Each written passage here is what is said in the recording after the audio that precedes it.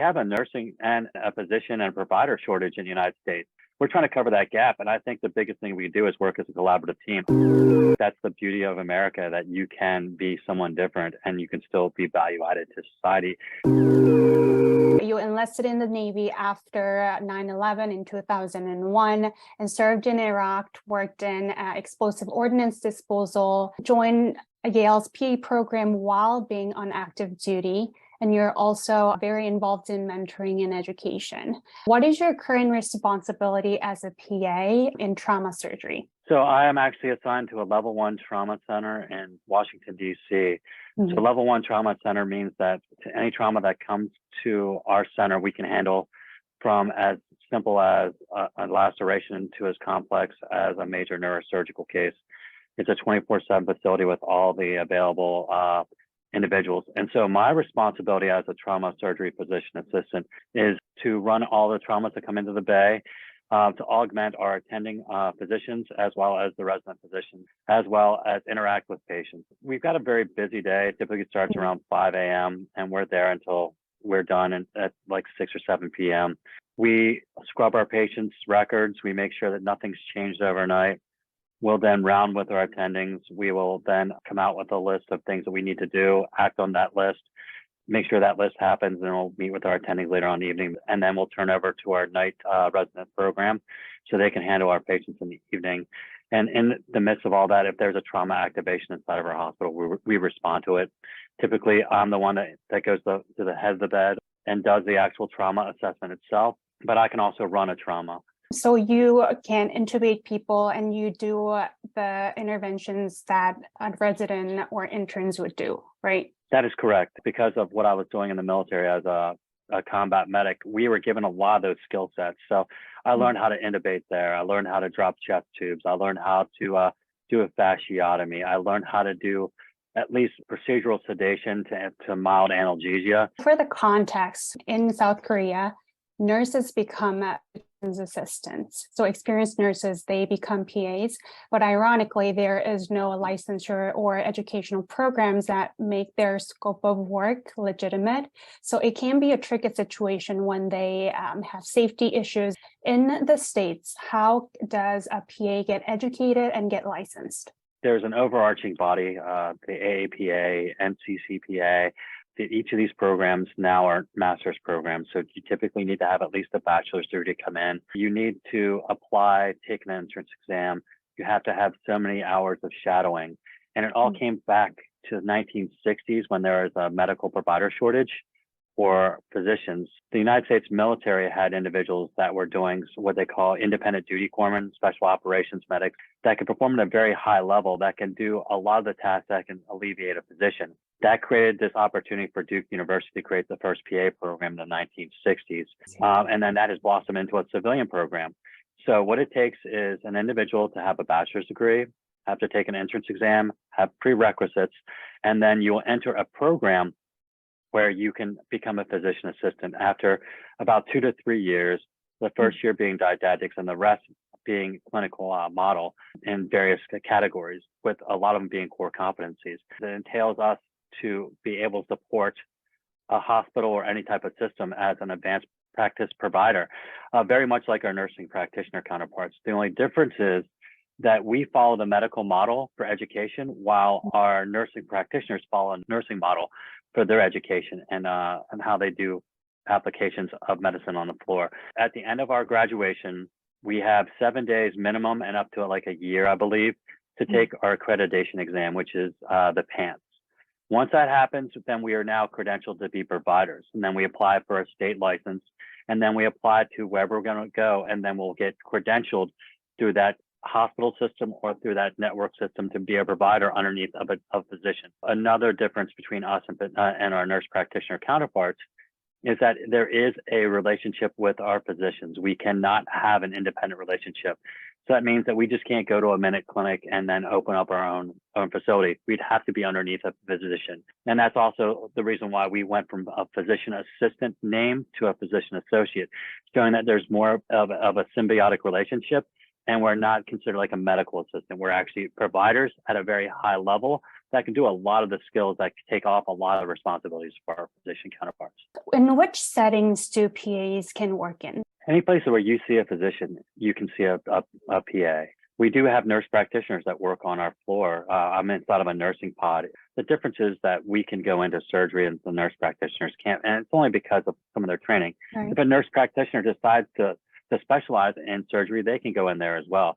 But every physician assistant, physician associate goes into a program, and we do a block of surgeries. So that gives us the ability to at least understand and assimilate into that role. I can be value added in any department or any environment. And if I get burned out in, say, trauma surgery, I can go to emergency medicine or family medicine. So it gives me the ability to max flex my career for the rest of the time I'm practicing. And PAs get educated as generalists, correct? Yes, we do. We do get educated as generalists. And just like the nursing programs across the United States and over the world, is that we can specialize as well. So we have fellowship programs. So we actually have a fellowship program in trauma critical care at our hospital/university. I really enjoy seeing a nurse practitioner beside me because they bring something new to the table that I normally wouldn't do and normally wouldn't think of, because they do a phenomenal job of understanding how the floors run and understanding what happens when we actually do hit the send button for that dispensing of meds. So they know how to massage the system better than we can. It's amazing that when like people with different background can like collaborate and bring their knowledge into like treating patients. I think that's the biggest issue right now. When you look at the big organizations that are arguing with each other in terms of provider creep or inability to cover certain scopes of practices, I think in the 21st century, we have a nursing and a physician and provider shortage in the United States. And so we're trying to cover that gap. And I think the biggest thing we do is work as a collaborative team at the ground level, at where I'm at and where a lot of my friends are at. We do interact that way. But when you look at the big organizations, they are concerned. I mean, they're concerned about losing spaces in certain arenas like emergency medicine or general medicine. I look at my peers and also my supervisors as a team, not as competitors. Right. I think that's a hurdle that we have to overcome in Korea, that we have to like see it as a collaborating team, not competition, as you said. So William, I wanted to ask you, why did you deviate or change your career path from engineering into military to medicine? I actually enjoyed computers a lot. I graduated with a master's in industrial organizational psychology in 1998. The job market wasn't really hot, but I was really good at building websites. So I had that skill. So I go in there and next thing you know, the internet booms. And so I'm a backbone engineer for a corporation, making really good money, but I'm in the DC metro area. And then we actually saw aftermath of 9/11. I never once thought about joining the military, but my grandfather served in the military. He was 101st Airborne, jumped into Normandy and Market Garden. My father served in Korea, and I was the first family member not to serve. And then all of a sudden 9/11 happened and I jumped in. I had no clue about anything in the military other than the fact that you had to wear a uniform.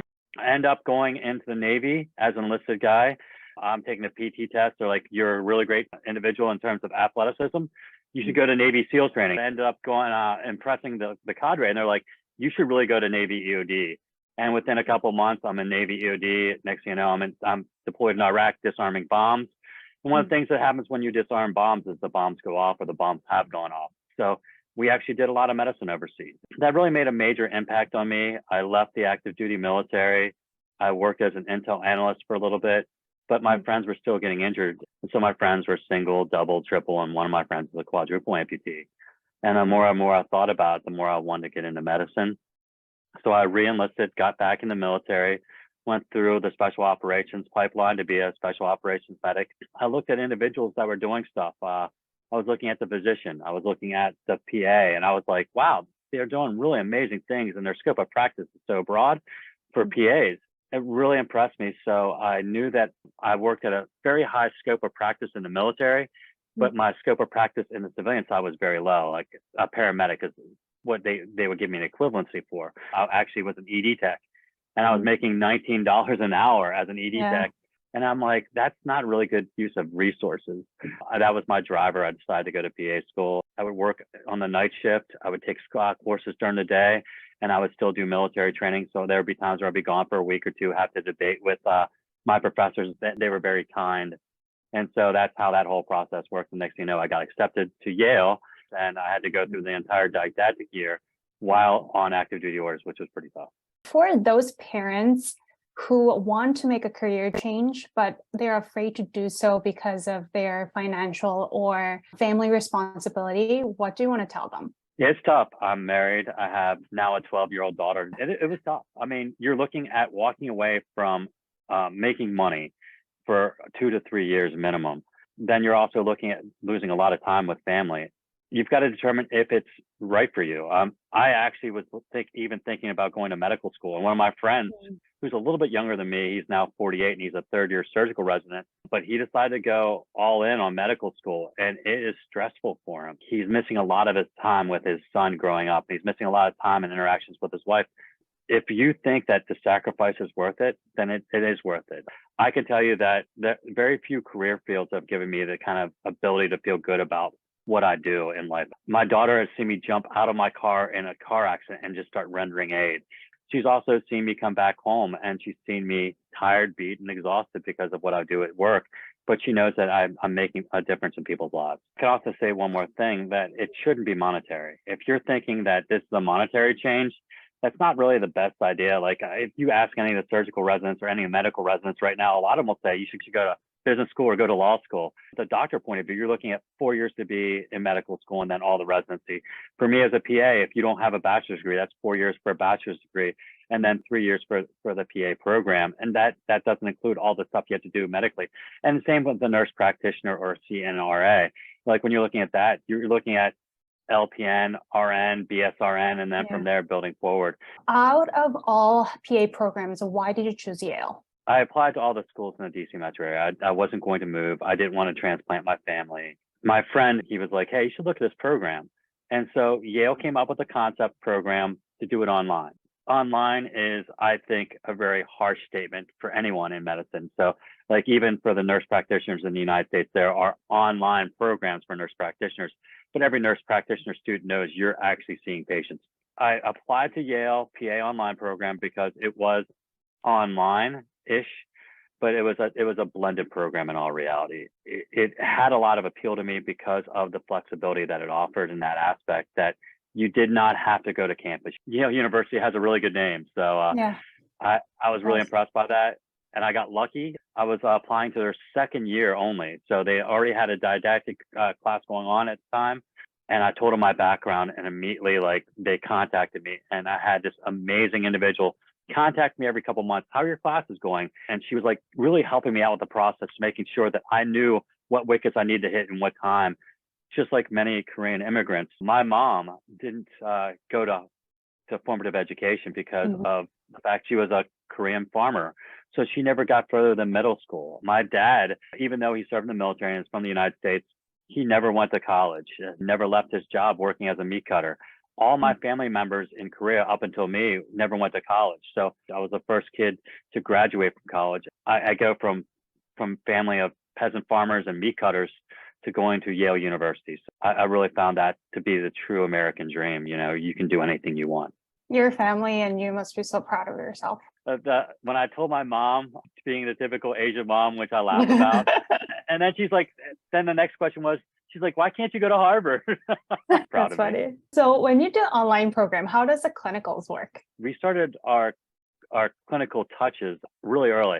Our first year is nothing but didactics, but around March timeframe, we go out one day a week into a clinic and we start seeing patients. I knew that I had an affinity toward the military population. So I reached out immediately to see if I can go do some of my rotations in a military hospital. The military has a PA program. It's called IPAP, and it's phenomenal. I reached out to their preceptor. The preceptor was like, let me see your background. He was impressed. I interviewed well, and he's like, yeah, we would like to have you come on board. You'll be one of our PA students. How it works for Yale is that you have individuals that are site coordinators for certain regions of the United States, and they try to drum up all of your clinicals. But you can also do an outreach yourself. My first few rotations were in a military setting, and then all of a sudden COVID hit, and that changed medicine altogether. A lot of my classmates could not do rotations because COVID shut down hospitals. They didn't want students in there. Meanwhile, I'm in a military hospital. They're understaffed. They're shipping people off onto a military hospital. I was lucky enough to be one of the students that stayed in the program. That you're not assigned to one specific geographic region. You can go and move around as much as you want. For instance, I may have family in Colorado in December, and so my classmates have actually geared their rotations to spend more time with family than less. But one of the things I really enjoyed the most is, as opposed to like a locally based PA program that dumps all their students into certain places, you may be the only PA student that they see for 6 months. So in a way, it's also a job interview. The organization comes back and says, hey, we had a really great experience with you. We're going to have an opening. Would you want to interview for that when you get closer to graduation? So that happened to a lot of my classes. Which background did your peer PAs come from? Which is really cool. That's another thing I like about a PA program versus some of the other places. Nurse practitioners only come from nursing programs. We had some nurses, which I thought was amazing. And so when you look over and your classmate's a nurse and they're a floor nurse, or they're an ICU nurse, or they're an ED nurse, that automatically brings a lot of skill sets to the table. We also had athletic trainers. We had a couple people that were paramedics, one person that was a flight paramedic. We had several that were in the military. I was the only special operations medic in the first 2 years. I just love that diversity. How do you think your diverse career paths and experience make you a better healthcare provider? I have life experiences. So those life experiences and where I've been and what I've done helps me interact with my patients a lot. Like, I really, truly appreciate bonding with my patients. I understand what poverty looks like. I understand what it's like to be an immigrant. I also understand what it's like to be an immigrant in a hospital setting. And you don't know what's going on. I've been lucky enough to hobble together a little bit of my Korean to just say something in Korean to make someone feel good and smile. My grandfather spoke German, so I can speak a little German. I learned French in the military. I know from my patient's point of view what it's like to be in a hospital setting and you're poor. And one of your biggest concern isn't how you're going to recover, but how you're going to pay for this.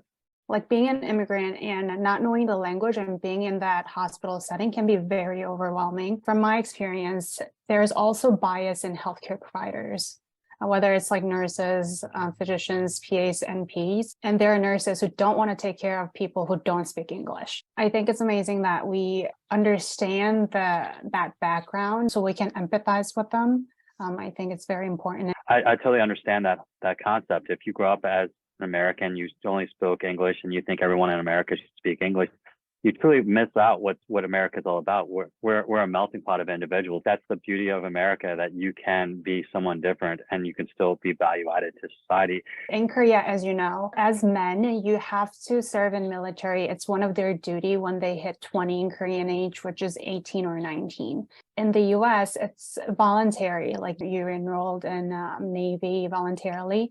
And I see great reverence towards military personnel. Where do you think that difference come from? We have put the military, for good and for bad in some aspects, on a pedestal up until like the 60s, I think. In the 60s, that pedestal fell. But when you look at us going overseas and fighting a lot of bad entities in the 1940s, you can see us being defenders of a lot of holistic values. Like, even the 1950s, like one of my favorite pieces in Washington, D.C. is the Korean Memorial. And it shows a platoon of soldiers. And one of the soldiers in that platoon is actually a Korean soldier that's assigned to the Army. And so they have him in a statue form as well. I look at that as the ability for me to still be alive in this kind of world. If it wasn't for the Americans intervening, it wouldn't be North Korea and South Korea, it would just be Korea. That's why I see a little bit of the differences in how Americans treat the military. And also the other thing is, I think the last 20 some years fighting a war on terror has really changed how Americans view our military. I think 60s and 70s, we weren't really thinking of them very highly. Behind me is Pat Tillman's jersey. And I don't know if you know much about Pat Tillman, but Pat Tillman was a United States soldier. But before that, he was an NFL football player. He was a football player about ready to sign a huge contract in 2001. 9/11 happened. He walked away from football, joined the military, became an Army Ranger, and got killed in Afghanistan. I was fortunate enough to be one of the individuals chosen to be a Pat Tillman scholar. And so when you look at what Americans do, you can watch a war on TV, and when they see that you took that call, they're more than happy to show that kind of respect, saying, hey, I may not have done that, but thank you for doing that. What made that really cool after 9/11, joined the military, I still remember being out there at Buds with all my classmates. I'm looking around, and my friend graduated undergrad at Duke University and was a computer engineer. We had multimillionaires. We had individuals that were professional sports stars. We had individuals that graduated from Harvard, Yale. They all just walked away from whatever they were doing to join the military. I think that is why you can look at people in the military and say, hey, they really appreciate what we do. Why did you choose to make that decision to enlist in Navy after 9/11? I still remember what happened. I was actually at University of Maryland at College Park taking a course for a master's degree in electrical engineering. And next thing you know, the class is canceled. It's 2001. We don't have cell phones. And all of a sudden, the rumor started that something hit the Pentagon, and it may have hit a building inside of DC, and then something hit a building in New York City. That's all we knew. And you could hear airplanes scrambling out of Andrews Air Force Base in DC. And within a couple hours, I was going home. All of a sudden, the gates are closed. There's machine guns on top of vehicles. There's helicopters flying around. And all I did was sit there and just watch the news. And I was actually with a friend of mine, a girl who's Korean, actually grew up in a Korean area inside of Queens, New York. And she just sat there crying because she knew people that worked down in downtown Manhattan. And the whole time I'm like, I felt so helpless. And I'm like, I got to do something. I knew I was going to enlist in the military, and I loved history. I always loved the Navy and that aspect of history. I don't know. You make it like sound so easy, but that's very difficult to change your life, basically, to like do something to dedicate your life for the country, to help other people. Yeah, my mom wondered what the heck I was doing. So I was making really good money at an internet company. I was making six figures. I had stocks coming in every quarter. And then I joined in the military and became an enlisted person. And I was making 1/4 of what I made on the civilian side. William, if the audience wants to find you or connect with you online, how can they do so? I do have an Instagram. I'm always available to talk to anyone about medicine. I'm always available to talk to anyone about getting into the military as well. I tell people that there are a lot of cons to join the military. A lot of it's lack of freedoms. But I also tell them that if you do the military correctly, you can gain a lot. I had the military pay for a lot of my PA school, while a lot of my friends walked away with huge debt. I really do like engaging with people and discussing their futures, not mine as much.